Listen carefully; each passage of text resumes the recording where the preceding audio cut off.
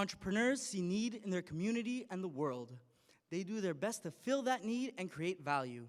Enactus St. Lawrence College uses entrepreneurial action to generate long-term sustainable programs that fill a need and create solutions for our school, community, and country. This year, our programs have expanded, reaching new markets, incorporating new concepts, and creating new value.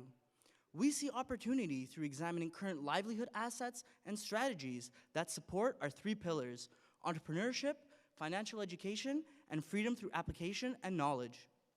This year, across 14 projects, 45 Enactus St. Lawrence College members volunteered over 6,900 hours. Together, we accomplished teaching financial and food literacy, donating 140 slow cookers, 8,000 cookbooks, and 115,000 pounds of food, generating over $25,000 of entrepreneurial activity. This impacted over 18,000 individuals. Today we will highlight 5 of our projects: Manage Your Money, Food Sense, the Young Women's Innovators Conference, Slow Cookers for Kids, and Badges. And we will start with Manage Your Money. Financial literacy typically loses in the battle of time, resources, and support. As a result, money is often blamed instead of the lack of knowledge for issues. We look to change the perspective youth and adults have on money by addressing the knowledge gap. We see financial literacy as the corrective lens of personal finance. Financial literacy is a subject that is typically taught by our parents, no matter how limited. But what about children who've grown up with little to no adult mentorship? Where did they learn the basic skills of financial literacy?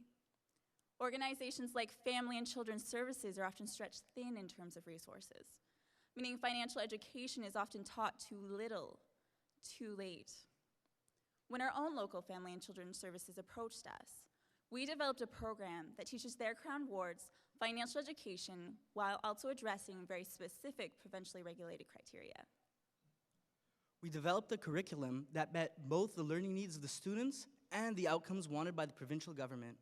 As it looks today, we run Manage Your Money 3 times per year, with sessions running 6 weeks in length and 2 hours per week.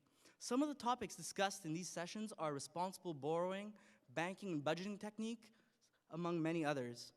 For every 2 youth in the program, an Enactus member sits with them during these sessions. Enactus members are screened for their abilities and interests and must attend an orientation session to ensure they understand their important role within the program. At the beginning of the sessions, each Manage Your Money student is given a workbook so they can follow the curriculum and work through exercises. This year, we updated the workbook and filed it with Library and Archives Canada and made it fully accessible in accordance with the Accessibility for Ontarians with Disabilities Act, better known as AODA. The workbook is now available for free download from our website.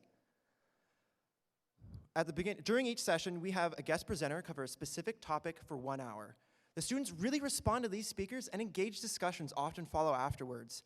We ensure that Manage Your Money students leave the sessions clearly understanding how the knowledge they've gained will apply in their day-to-day lives. To date, 124 Crown wards have graduated from the Manage Your Money program. Let's hear from Brian Wilcock, our Manage Your Money lead facilitator. And this program allows them an opportunity to gain a skill set and some concepts around managing your money and budgeting and finances. We talk to them a lot about delaying gratification, that they can have it all, they just can't have it all right now, and give them some very core concepts.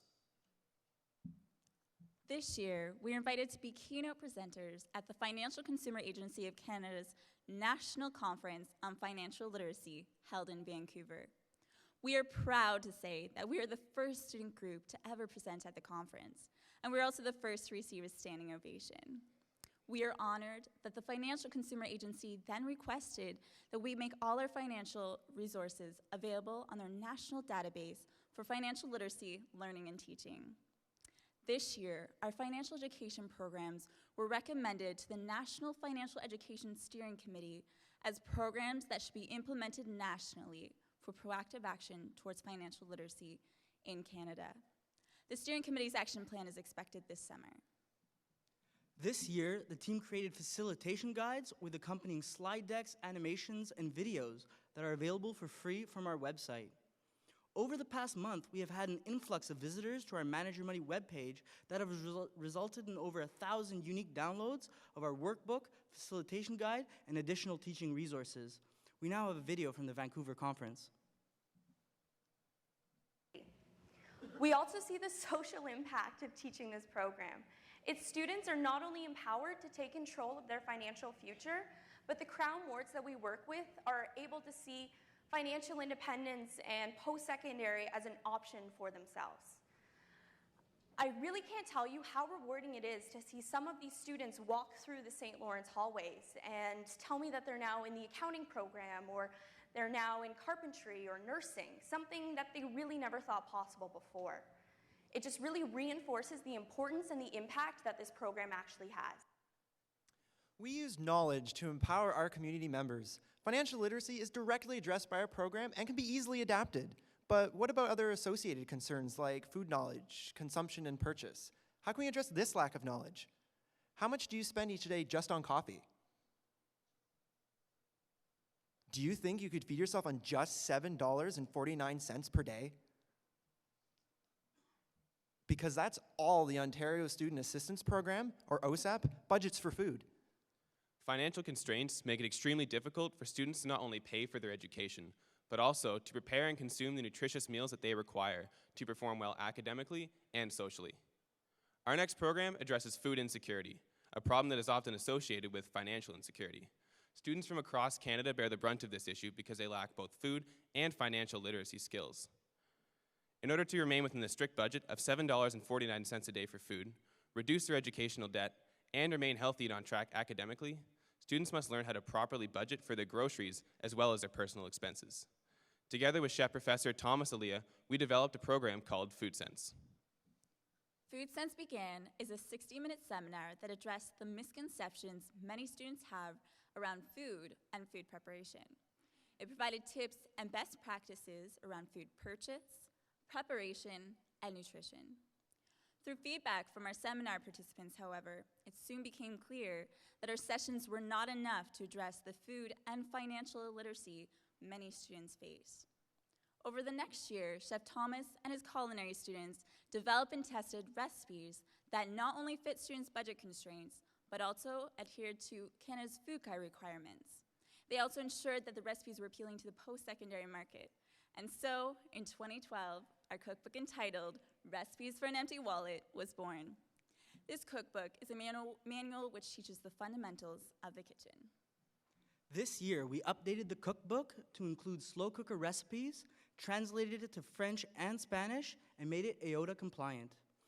This year, we printed 11,000 copies of Recipes for an Empty Wallet, of which over 8,000 copies have been donated to OSAP recipients, the campus and community food banks, the Kingston Military Families Resource Center, the Seniors Association, and the Limestone District School Board.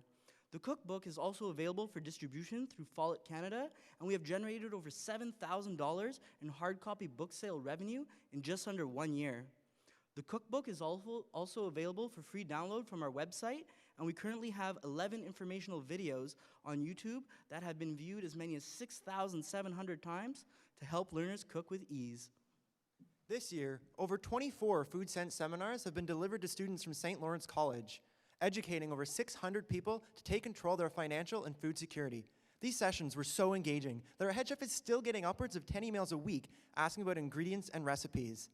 Recipes for an Empty Wallet highlights millet and lentils, which are considered superfoods because they are high protein and low cost.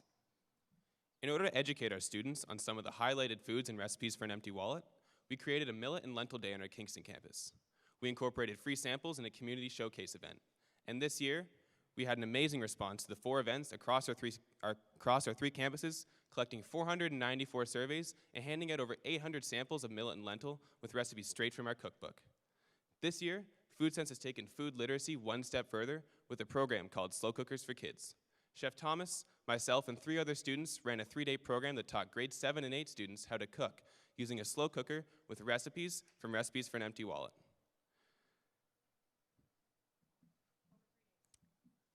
Over 3 days, the students were engaged in lessons of where foods come from, nutrition, and how food impacts their personal finances. The students created 3 meals with second-year culinary students as their instructors, and at the end of the week, the students went home with a slow cooker, a copy of recipes for an empty wallet, and the ingredients they could cook what they learned at home for their families. The pilot programs have now been completed, and over 140 students from vulnerable areas within our community have participated.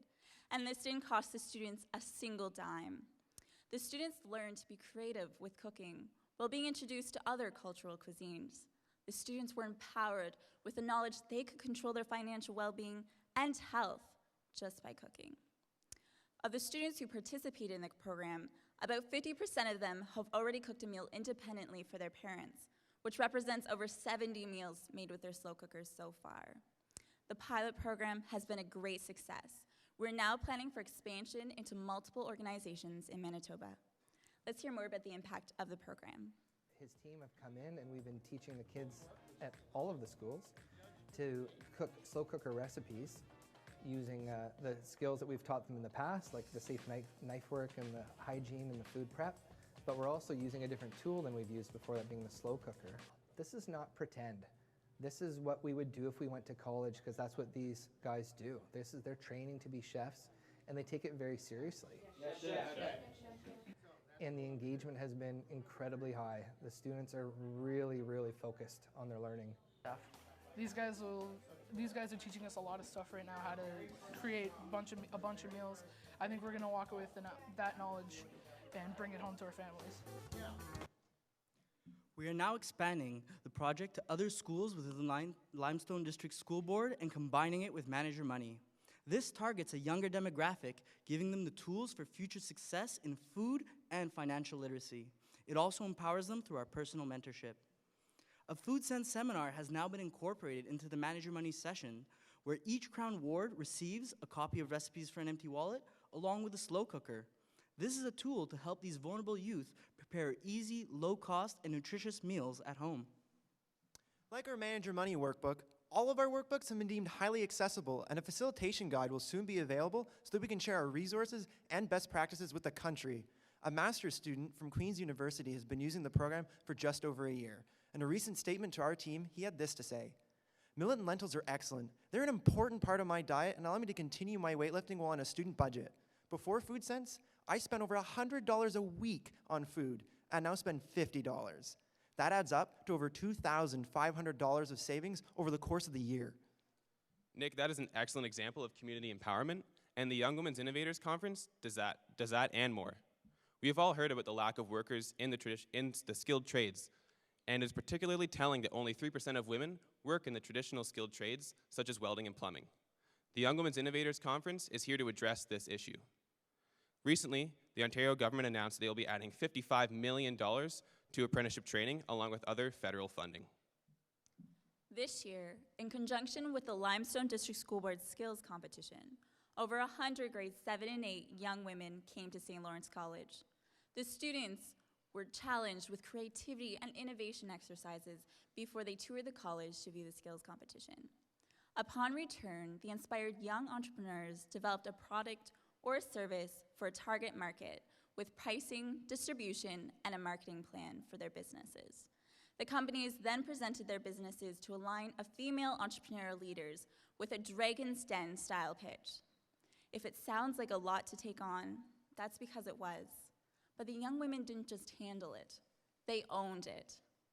At the end of the day, the young women were taken out of their comfort zones as they gained confidence in their creativity and freedom to experience new career options. This program has been a great success. We're now planning for expansion in September to incorporate more youth and further develop female entrepreneurs. Let's hear more about the day. It's fun. It's a really good learning experience. It was fun. The favorite part of the day was like exploring the campus. I think my favorite thing, other than the robotics, was so cool. And they're working well together. They're coming up with some really good ideas. It's an application that basically helps to like organize and prioritize and plan out like your schedule for just like daily life, and so like you can find a good balance between like school and extracurriculars, and it's for like ages 13 to 18. And I learned how to actually get my ideas out on paper, and I've always wanted to start a business for photography, and now I actually know how. So try different things and see different things, especially at the age of 12 and 13.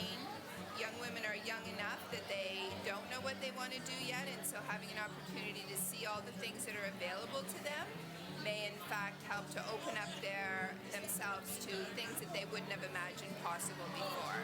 We don't know what would come out of this room 10 years from now. This year, we improved the livelihood of our Enactus members through our Badges program. These awards recognize Enactus members' contribution to the team and highlights these accomplishments on social media platforms. We facilitated this program and invite Enactus teams from around the world to participate in our Badges program. Today, we have shared with you 5 of our 14 projects. This year, we did a lot to promote financial literacy and entrepreneurial activity, further freedom through education, and create value for our Canadian community. This year, Manage Your Money became scalable and available to Canadians from coast to coast. This year, Food Sense published Recipes for an Empty Wallet, which is free worldwide. This year, the Young Women's Innovators Conference built the foundation for the next generation of female entrepreneurs in the skilled trades. This year, Slow Cookers for Kids empowered youth to develop and enjoy culinary skills. Plans are already in place to build upon all of our projects for next year. Thank you so much for listening to our stories of success. We now invite our General Manager, Emily McIntosh, to the stage at this time.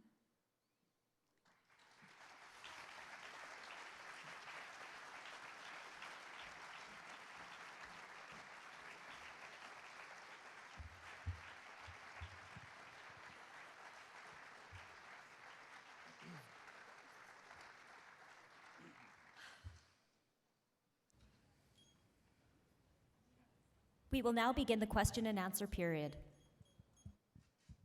Where did the funding come for the publishing of the books and the giving away of the crock pots and alike? Yeah, absolutely, I'll answer that. So when it comes to the funding, we have a base support through our student association and other part of our school of $15,000. And from there, all the other earnings come from generous donations, and from there also partnerships. So a lot of it is, it doesn't sound like a lot because it isn't, because it's we have a really high social return and economic return on our investments. From there, when it comes to the cookbooks and the crockpots, the cookbooks were, we helped negotiate pricing, and we had Brown's Fan Dining Solution help us with that and teach us how to negotiate pricing and from there, so we could get it at a lower cost.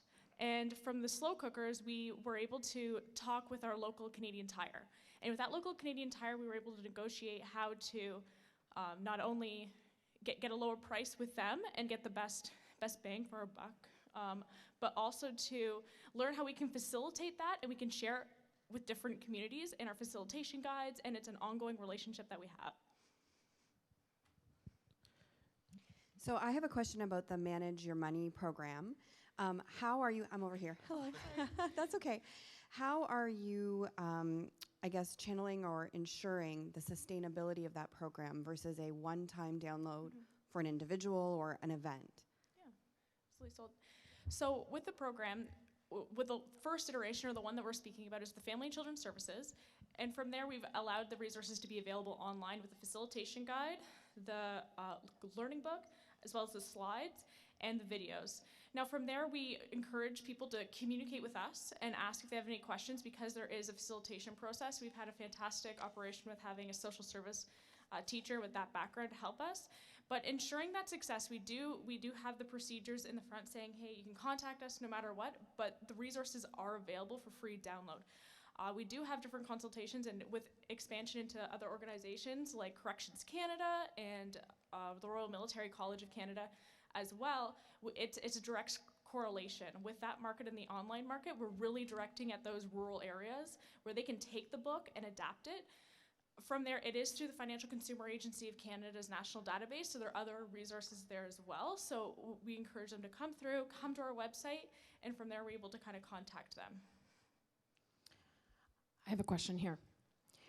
How do you keep track of the demographics of the people you serve? And how do you know if you actually have achieved anything? Okay. So when it comes to, so I guess I'll do the first iteration with for slow cookers for kids. From slow cookers for kids, we directed a specific demographic. And in that demographic was grade 7 and 8 students within low income and vulnerable areas. So from there, in partnership with our Limestone District School Board, we went in and we've done all the sessions and we've had feedback. Now that 50% came the first 6 weeks. So after the first 6 weeks, 50% of the participants independently made foods at home for their families. Of that 50%, 47% of that were male. So when we kind of take that model and we apply it throughout other programs in itself. So I think with Manage Your Money as well, we have a very defined group that we target from there. And then as well, with the facilitations guide and its ability to grow, we're able to kind of expand from there. And then with the measures in itself, we measure from the downloads, but I think the best way for us to kind of example that is with the Slow Cookers for Kids. We're able to, we make sure we have an intimate contact, and if we can't, we have online or we're intimate contact with the facilitator. Yeah, in addition to that, with Manage Your Money, because of the nature of the program working with Crown Wards, there are certain procedures to follow with regards to following up with those students that we have to adhere to.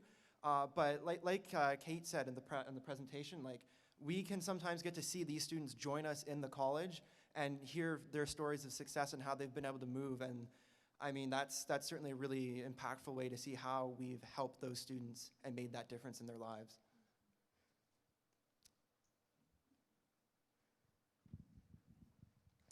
I've got a question that's related to potentially both of the applications, Food Sense and Manage Your Money.